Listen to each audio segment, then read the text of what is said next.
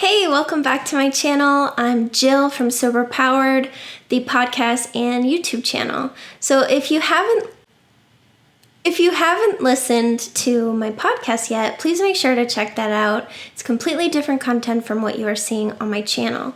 I have something really special for you today. I had Paul Churchill from Recovery Elevator on my channel, and we discussed his story, how to get started in sobriety, how to deal with cravings, and just general tips and advice for anyone who is trying to stay sober. I hope that you enjoy this conversation, and please make sure to share this video if it was helpful for you.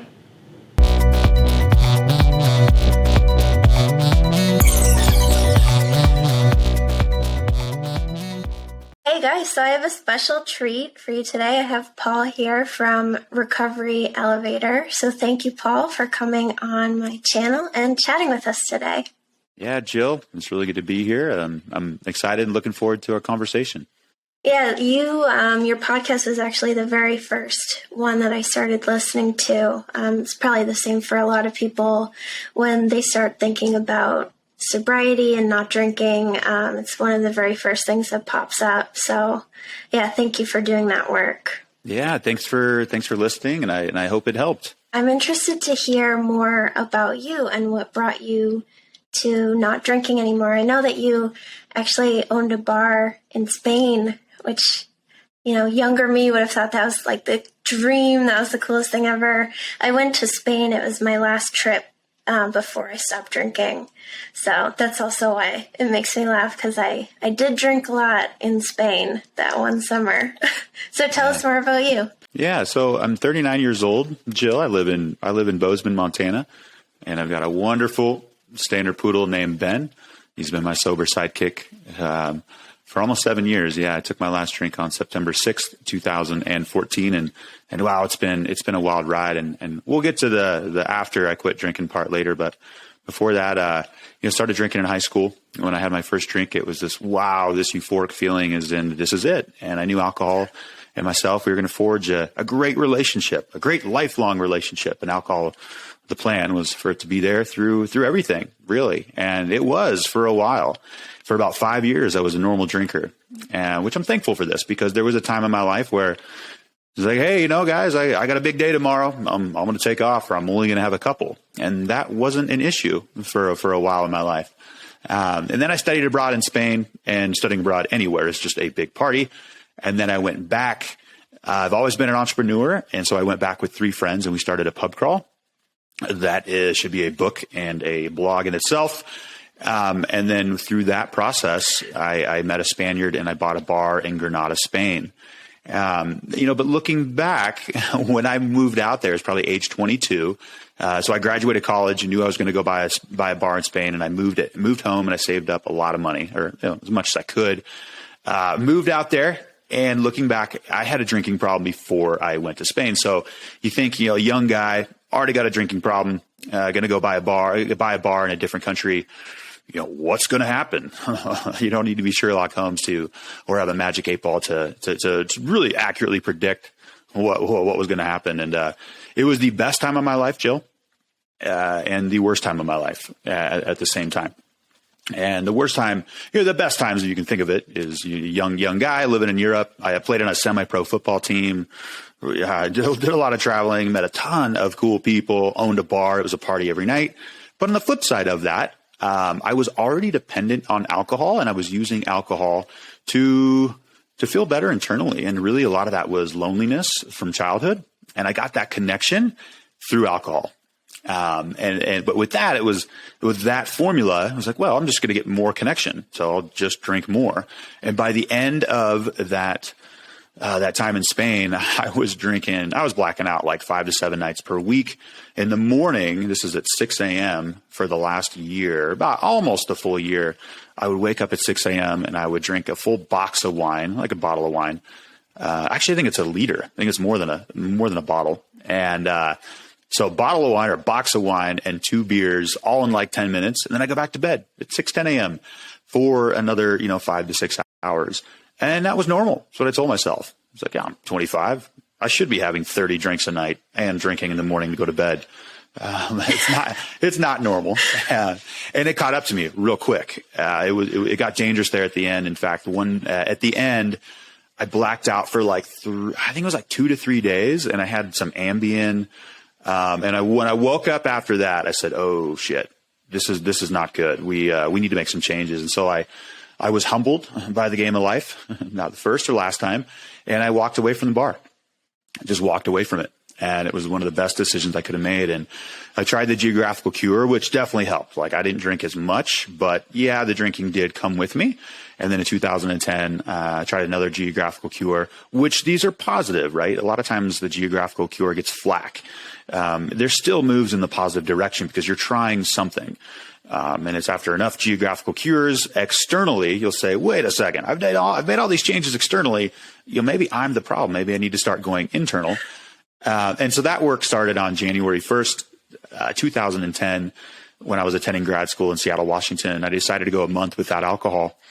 And right around day 25, I was like, wait a second, this is pretty good. I'm physically feeling better. I don't feel like shit. I don't miss the hangovers. Mentally, things are starting to come back into balance and harmony. Sleep is better.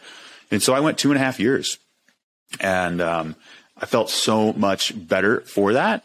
During that phase, did a lot of cool things with that alcohol, proved to myself that I did not need alcohol to have fun. Now, the issue with that is all I did was I was not drinking. And so fundamentally, it was like I was moving forward in life without something. Alcohol was a good friend of mine. We had a lot of great times, but it was like I was viewing life as a sacrifice. And so that got painful after a while. And after 2.5 years, I ended up drinking. And that first night drinking, it was like I never stopped. I'm like, my goodness, I think I had 25 drinks. I was Googling at 2:30 in the morning when the gas stations were closed. I wasn't able to purchase any more alcohol. I was Googling if I could drink rubbing alcohol or hydrogen peroxide. Thank you. Dr. Google came back with a big red light of do not drink any of these two. These will mess you up, seriously. But I woke up the next day, Jill, and I was like, holy shit, what happened? I was onto something. And so I got back on it. And then I got 10 months, and then I got 3 or 4, and then I got 2 months, then I got 40 days. Then I got a week, and then I got 2, and then I got 5 days. And then it was like a day one, over and over and over. And it got scary, kind of what you were talking about, Jill. And in the summer of 2014, I had a failed suicide attempt. I had a DUI while driving to work. It was like an intense feeling of hopelessness. So if there's any viewers out there right now that are feeling that feeling of hopelessness, keep going. I had it, and alcohol is not an issue in my life anymore. Thank goodness. It didn't happen overnight.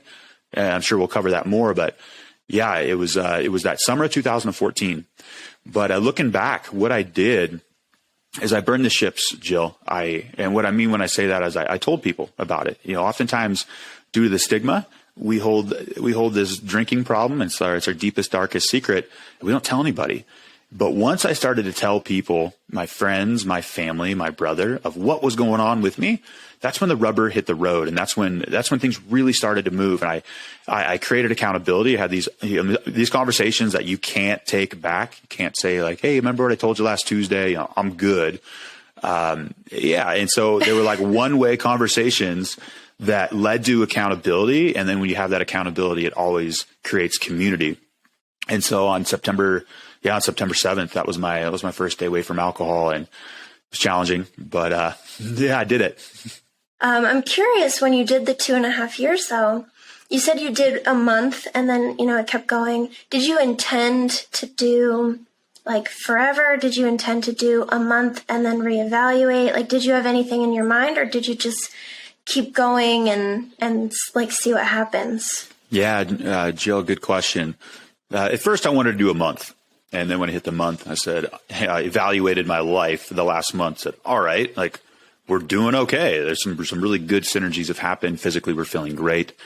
And I ate my words so hard. I remember speaking with some people when I was in grad school saying like, I'm never going to drink again. Be careful with that. And I still never say that. Because I definitely drank again. And I often reference that conversation of like, oops, it's just, you hear the one day at a time thing. And And I think it's applicable to everything, not just recovery or sobriety. I'm really trying to just focus on today. Sure, I've got long-term goals and plans, and not drinking is really high on that list. But I understand that life can happen at any time. And if I do drink, I'll get back on it. But the plan is to stay alcohol free. And I feel like I got enough stop gaps and buffers and plans in place. Like if I start to slip and I start feeling pulled by that, I'll know the answers and the calls. But I also don't think that recovery is a lifelong endeavor of work. It's a lifelong endeavor of always keeping one on the outside, one on the inside, of being the best version of yourself. I mean, I think that's what recovery is. If you go to 12-step meetings for a while, everybody's like, yeah, everybody should do this program. Like a drinker or problematic drinker or not, these are just like good ways to live life. So in that regard, sure, recovery is a lifelong endeavor where you always want to be your best version of yourself. And without alcohol, like I got a better chance of being the best version of myself, because with alcohol, no way, not a chance. Yeah, it made everything worse. Did you connect like poor mental health and that hopeless feeling to your drinking, or did you think that was like who you were, or maybe like it was your depression or something? Did you know it was coming from alcohol, or did it take like some non-drinking time to connect that? Definitely took some non-drinking time. So when we remove alcohol, which is the most dangerous drug in the world, it's not opinion or a feeling, that's a fact. It kills more people every year than every other drug combined. It's a very deadly, lethal compound. But when you're drinking it, when you're in it, your vision is so blurred and your perspective is skewed so much, you just can't see it. But I do want to clarify something is a drinking problem is an adaptive behavior to an environment that's not conducive to wholeness without an external substance. So I give myself, Paul, a huge pat on the back for finding alcohol to help me survive for a long time. It's not like I messed up and I went off the wrong path or anything. Alcohol had a great tool. So for a while, it was not detrimental to my mental health. In fact, it was the opposite. I've heard there's a phrase in recovery. It's like, my worst day of sober is always better than my best day drinking. It's like, what are you talking about? I had really good times drinking. It was phenomenal. I loved it. I did. And there were really good days where alcohol added plenty of value to my life. At the tail end of my drinking, sure, that phrase is true. I mean, it was just the good days from alcohol were few and far between.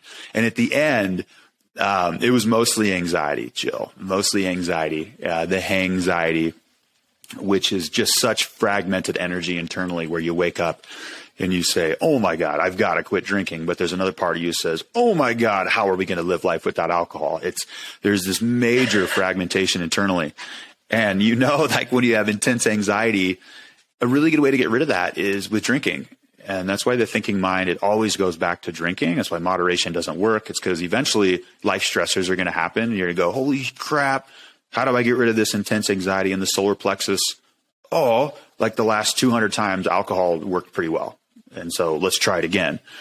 Even though, there's a bigger part of you that's like, God dang it, Paul. Like, we know it's going to work for the next 6 or 7 hours, 2 days max, but you're just kicking the can down the road. And so eventually I wised up to this and knew like, oh God, this has got to stop.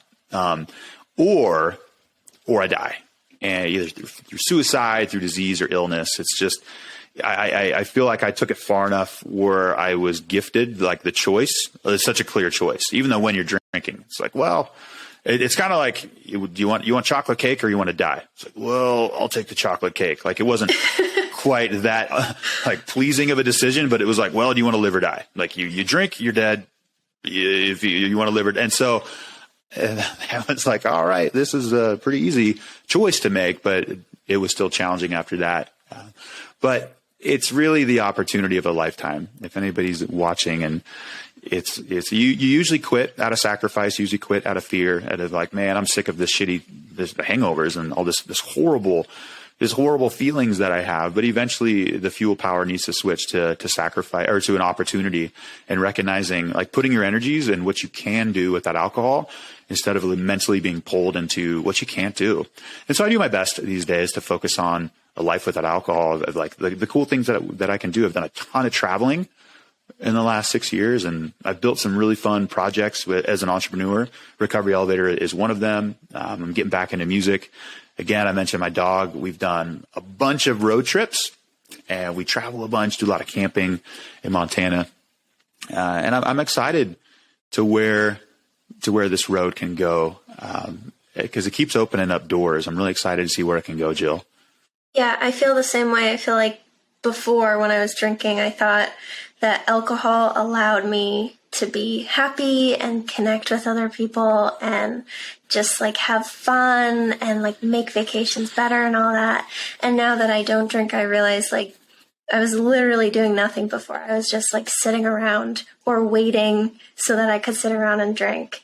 And now I can actually do stuff. And I think it's just really empowering to realize that. And like you said, between like the chocolate cake or dying, like that's how I felt too when I made the decision. I felt just like really at peace when I finally quit, because I knew like exactly what drinking meant for me.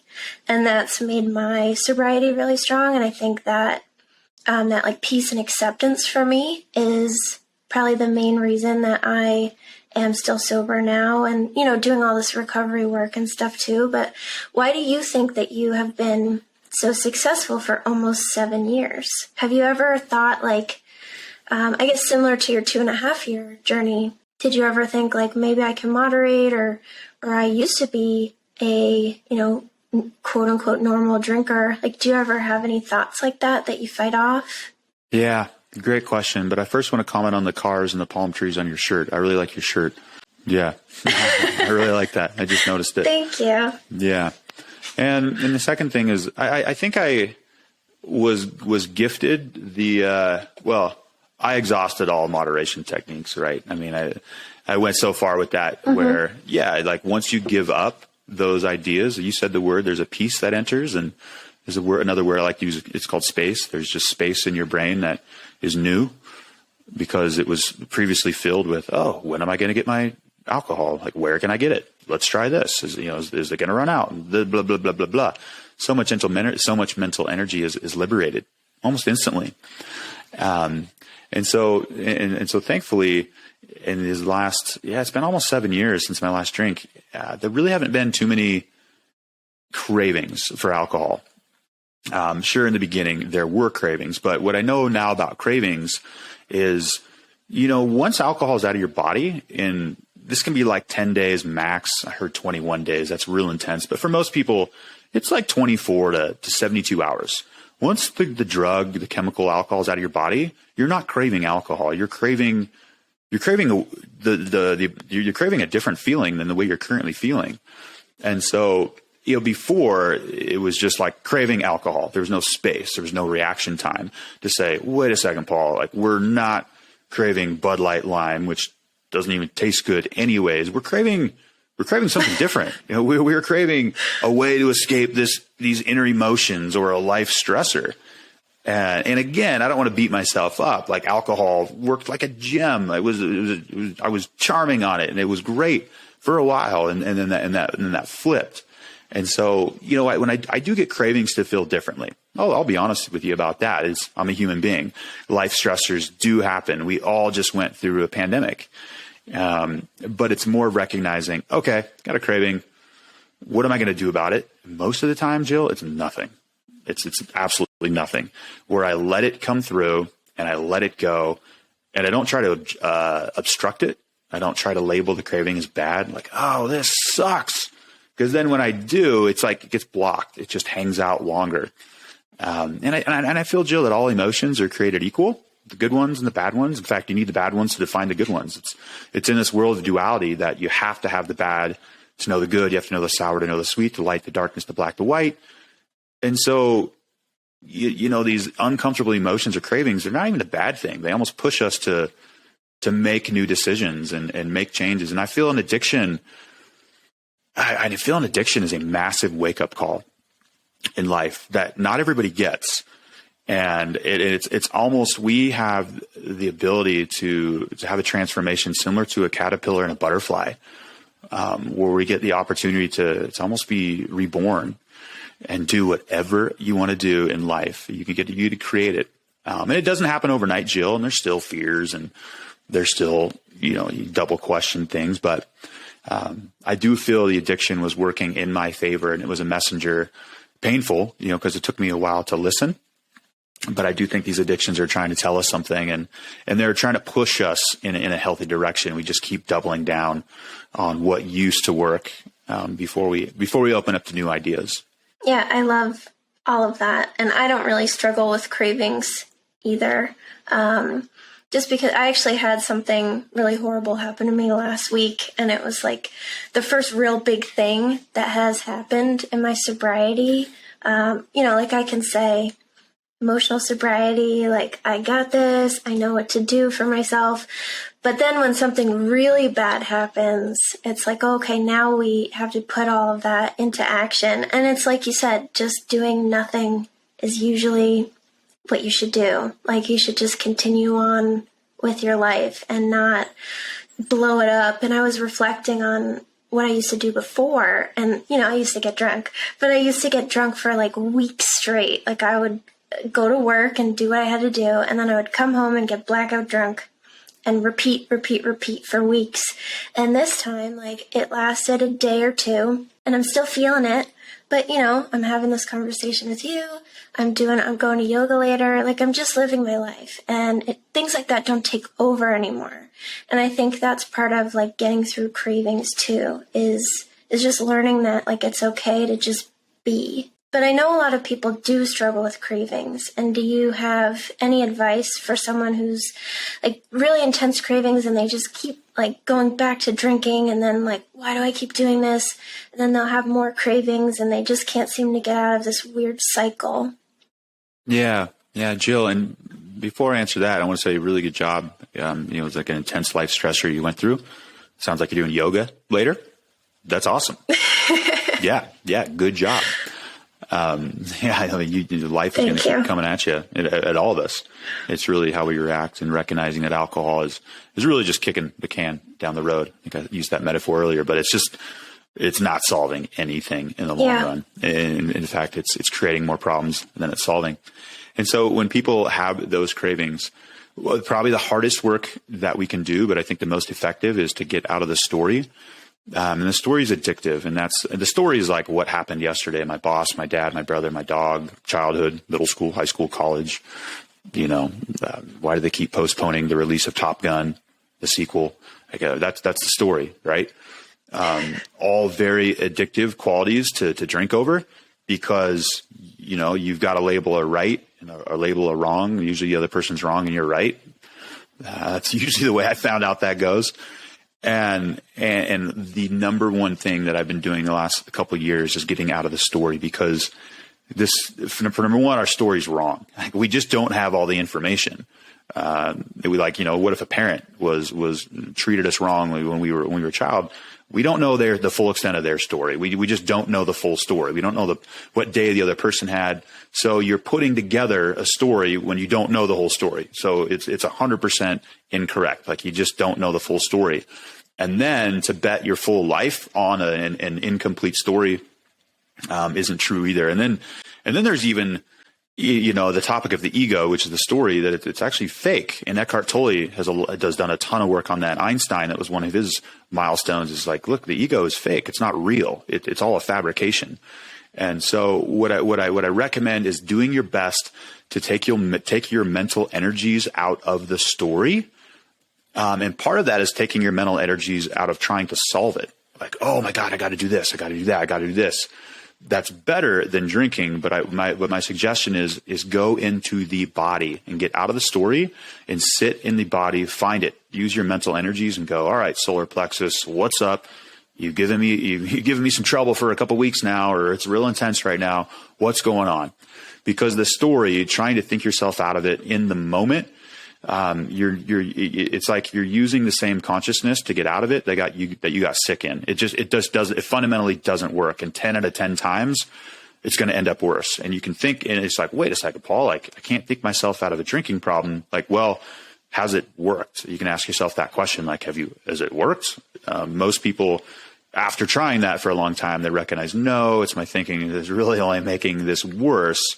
And so that's a big one, right? If you're not quite ready to reach out to other people when you have these cravings, like that's a good one too. Like stop doing this alone. It's to get out of the story, like not even get out of it, but throw it away. Because there's narratives, there's perceptions that aren't true, that are running in the background, that are incorrect, that are running your life, in a direction that's saying, wait, we have to drink. Like for wholeness, we need this external substance. So again, like at the end of the drinking and the beginning of an alcohol-free life is like the caterpillar turning into the butterfly. I mean, it's just like such an inner transformation has to take place and needs to take place and does. That it's absolutely remarkable. And what I found is getting out of the story has been really, really transformational for myself and other people that I've heard do the same. Yeah, that's perfect. I've actually never heard that advice before. But yeah, I think that's what I did too, because it's easy to start being like, it's everybody else's fault. It's easy to still do that. But yeah, just draw all these conclusions and escalate it and make up reasons why everyone's out to get you. And then you just pump yourself up and you make it even worse. So yeah, I love that. Get out of the story. That is perfect. That's the best advice. You started Recovery Elevator. I think you were 2 months sober, right? It was really early in your journey. Yeah. So that was for your accountability. Were you scared to like put yourself out there? Because I started mine, I was 7 months sober when I started my podcast. And I was scared, but I also wasn't. At first I was like, well, no one's going to listen to this anyways, so why should I be scared? But yeah, I'm curious, like why you started it and how it helped you. And, you're still going with Recovery Elevator after so long and it's evolved. And I'm just curious to learn more about your project. Yeah. Good question, Jill. It was a big gamble to do Recovery Elevator. I had the idea 2 months away from alcohol. And the first episode launched when I had like 5 or 6 months. And I thought about it. I'm like, man, I could crash and burn on a larger scale, like on a large stage, right? With listeners and people tuning in and viewing. There's a chance of that. There were several pros and cons sheets made. There was a 6,000-mile road trip that I did to fully wrap my head around this. But I knew I needed the accountability. And I also recognized that the stigma is bullshit. Like the whole thing of how we do addiction, and not knocking current programs, but I was like, this is not working. And if a dude like me can become addicted to alcohol or like this, like, and if my journey away from it can help somebody else, like absolutely. And I kind of like you, Jill, I didn't think anybody was listening, but, or would listen. I just didn't care. It's like, as long as I stayed away from alcohol, then that was a huge win. But yeah, like a couple months into it, or the first 3 months after I launched the podcast, absolutely. I went to bed at night and I was like, what the fudge am I doing? Like, I cannot believe it. It was scary. And then I'd fall asleep and I wake up and I'd be like, let's do it. And then at nighttime I'd be like, what the fudge am I doing? And my gosh, it's been an incredible project. I'm feeling really good where we're at right now. But like any new business or any new project, is a startup, and it was really challenging. And like Murphy's Law event, you name it, like we've seen it. It's just like all kinds of crazy things happen, but it's exciting too. And now we're doing sober travel trips again, events and retreats. I'm really trying to make live music part of Recovery Elevator. The people that I've met, the communities, the places I've gone. I mean, now I was in Costa Rica last December looking at hotels for upcoming retreats, and that's a cool life. It is. I mean, I gotta go. You're telling me I gotta go scout locations before our sober travel trips, Jill? Like, shoot me now. I mean, it's not. Things could be worse. Seriously, it's. I still have areas where I need to, where I'm looking to heal, and there's still reasons why I drank, mainly the disconnection with other human beings. And I'm still really working hard on that. And I think addictions take hold when there's disconnection with ourselves and other human beings, and with the land, with the earth, with the food, and with nature. And it's all about coming back into being, coming back into the self. And God, what a wonderful journey like things have calmed down a little bit. The way that time passes in my life is completely changed. Not just like, oh, time goes by faster the older you get. When you're drinking, you're never in the present moment, and I've never been more present. Not to say I'm like a Zen master Paul here, but time passes at a different rate when you're more present. It's really neat to see that happen. Yeah, I agree with you about time. Like now, I think in the beginning of sobriety, people can feel really bored because they're faced with all of this time, where before they were just like drinking away or being passed out or blacked out. And now there's so much more to do. And what I've found is like learning all these new things like podcasting and going on YouTube and, learning about microphones has helped me believe in myself more, because now I know like, wow, look what I've been able to accomplish. So now, where before I never believed in myself, and I thought like anytime I would set a goal, halfway through setting the goal, I'd be saying in my head, yeah, right. Like I had no faith in myself in any way. But retreats are something that I actually want to go to in the future. I've never done that before. What are they even like? So Costa Rica it's actually on my list for a place that I really want to go. But what do you do? Like someone maybe newly sober who doesn't have any like sober friends that are going, like what could they expect? Yeah, sure. And a lot of the people who attend our events do come alone. And I think that's the best way to do that. Mm-hmm. And yeah, we have like the normal players like yoga, meditation, breath work. Sometimes we bring in like therapists and stuff. We've done brain spotting before in the past. And if I'm true to, and I believe this, that the opposite of addiction is connection, it's basically like adult summer camp, where we put people in safe, healing environments where they don't feel judged and they feel that they can open up. And when we do this, Jill, there's a tremendous amount of energy that is just expressed, released, and it's purged. And this is the form of laughter and tears. Energy is moving. And that's really what we do. We put them in small breakout rooms, bigger breakout rooms. We have people share their stories.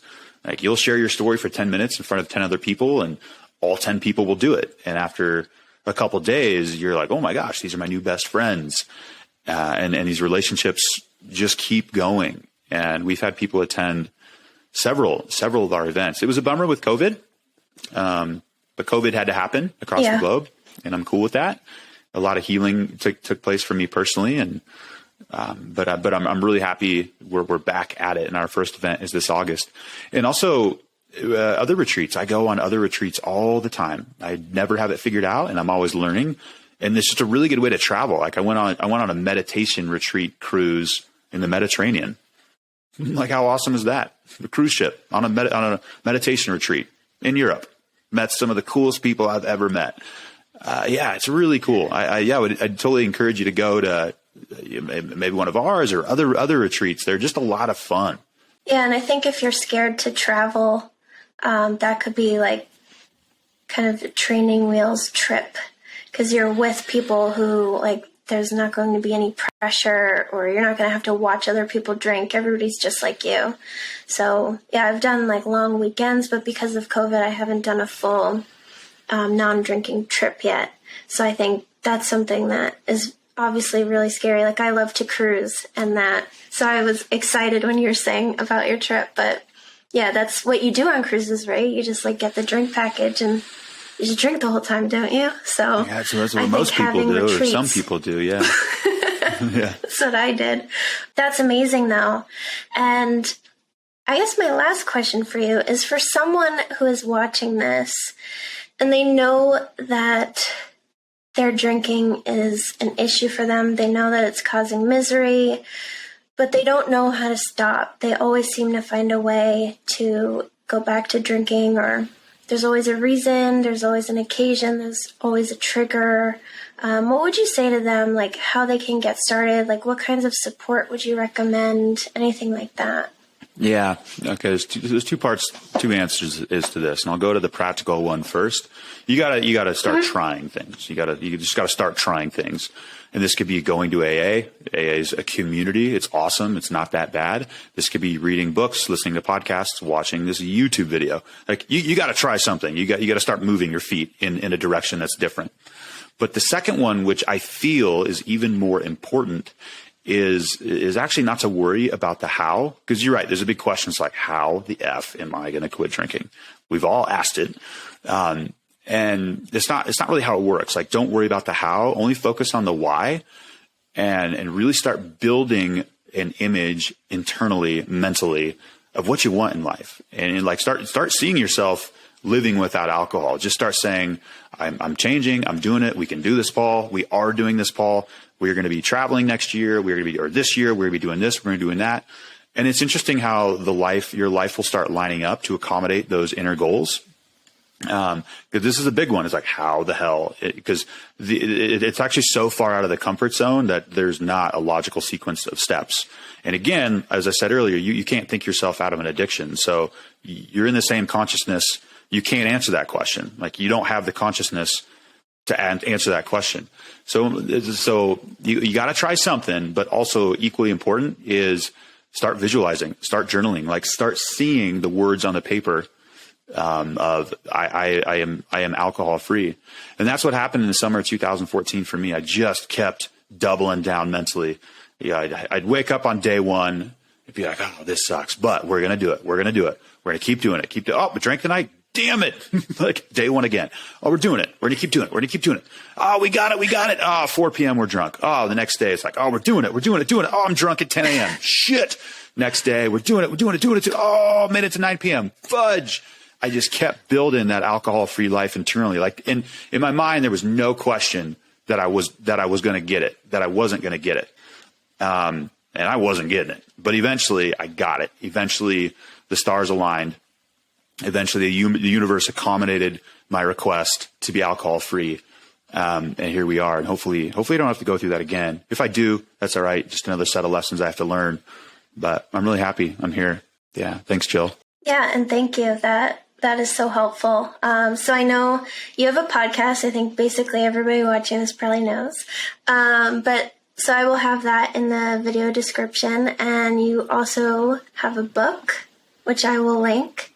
And then can you tell us a little bit more about your membership for Recovery Elevator in case people are interested in pursuing that more, which will also be in the video description? Yeah, thank you, Jill. The private membership community is called Cafe RE, and we put people in private, unsearchable Facebook groups capped at about $350 each to ensure intimacy. And then we have, you can get paired with an accountability partner if you want. We got book club, movie club. We got about 80 chats per month. There's a lot of in-person independent meetups. You get discounts to like the sober travel trips and things like that. And there's a member listing. That's the most important thing you're getting access to. You can see, oh, there's 32 other people in the Atlanta area or something like that. Yeah. And I think we're at $24 a month right now. You can use the promo code opportunity to waive the setup fee. And the cost, if it's 24 is too much per month, just let us know. We've actually never denied a request for something less than that amount. Yeah, thank you. And I'll put that code down below too. I really appreciate this and thank you for coming on. This advice was gold. It's going to help so many people. And thank you so much for coming on my channel. Yeah, thank you, Jill. You're doing great stuff. Keep up the good work. I appreciate it. Thank you.